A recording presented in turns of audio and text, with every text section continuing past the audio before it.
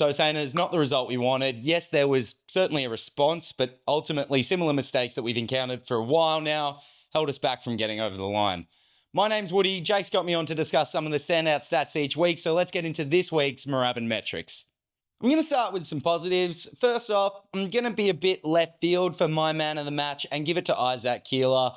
With 15 disposals on 80% efficiency, 6 marks with 2 being intercept marks, 7 intercept possessions in general, and 2 score launches, he looked capable in a position we've been looking to fill. I also want to give a shout out to Anthony Caminiti with 11 disposals on 82% efficiency, 7 marks with 3 being intercept marks, 8 intercept possessions in general, 7 spoils, and the most 1%ers for the match with 10. He too looks to be settling into the defensive role and hopefully continues to go strength to strength. While we're on positives, I'm just going to rattle off some players that I thought played well. Steele looked near his best again with 33 disposals and the most effective disposals of any player on the ground with 28, which was the same amount of pressure acts he got for the match too, and I was particularly happy to see him float forward and get a goal. Mitch Owens looked good too, getting the second most disposals of his career so far with 25, which is just 2 short of his efforts in round 4 last year where we also faced the Suns. He managed the equal second most marks of his career and got the equal most inside 50s for the match with 8. He also got the most score involvements for the match with 10 and hit the scoreboard himself, finishing with 2 goals too.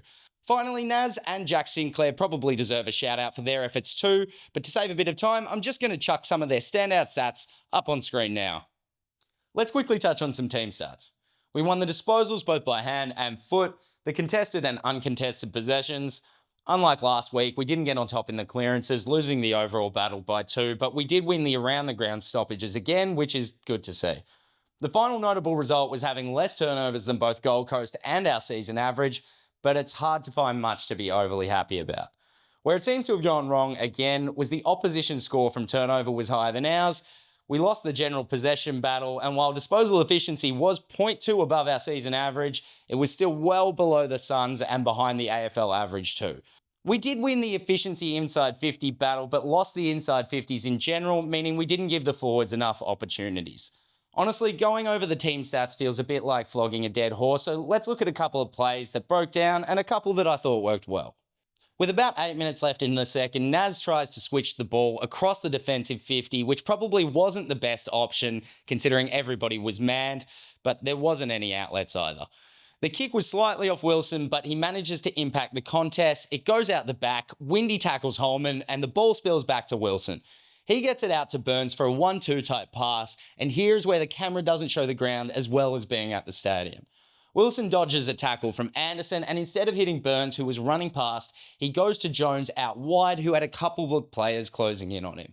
The ball spills out, Gold Coast collects it, and if we see the wide shot before they're inside 50, we can see that if Burns had gotten the ball, we had an outnumber on the offensive side of the contest for him to pass to. I feel bad singling out Wilson on that play as he did the majority of things right there, and just minutes earlier, he was our outlet from defensive 50 on the wing and got it inside 50 for Sharman to goal. But considering he supposedly had a slight injury, I wouldn't mind seeing him return via the VFL to hopefully come back in a similar ilk to Mateus Philippou last year. In this play, Naz gets a free for a tackle on the last line of defence. He goes short to Sinclair, who goes long to Steele's advantage against Rao. Steele didn't get the mark, but Clark came in to save the ground ball and get it moving forward, where it spills to Burns. He draws a player in front and goes to Owens, who also draws the player in front and goes to Sharman, who slots it from 40. I bring this play up because while next to none of those disposals were clean, they were at least to our advantage, and we actually managed to score. To finish up, I want to do a my 2 cents sort of segment where I'm not just talking about stats and more just say what I think. I might not do this every week, but it's certainly easier than finding stats to support my thoughts, so we'll see. But I want to bring it back to Keeler and Hammer for a second.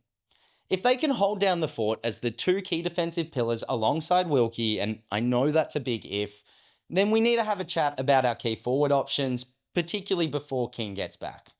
I'm also well aware that the mid-season draft is coming up soon, but before we pick up another speculative tour, I'd like to see Barrett, Toru, or particularly Schoenmaker get a shot forward. I just have visions of Schoenmaker being 70 out, ignoring Higo's lead, and slamming it home himself. But if none of them, I'd also like to see Heath get a shot, and we can just chuck Marshall forward. If we're going to get TDK, and that's the plan for next year, we may as well get him accustomed to the role, and I say this for two reasons. One, Marshall looked genuinely cooked against Wits, and that surprised me because I thought he was one of the few fit-looking players last week. There was a point before we went on our mini run at the last 5 minutes to make the score look more respectable, where the hitouts to advantage was 15-3.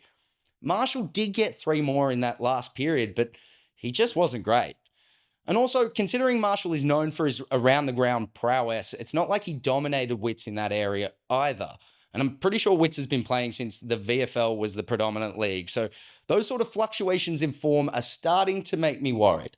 Secondly, if we play Heath, the worst that can happen, in my opinion, is we have a fraction less hitouts to advantage and maybe a little less input at the stoppages.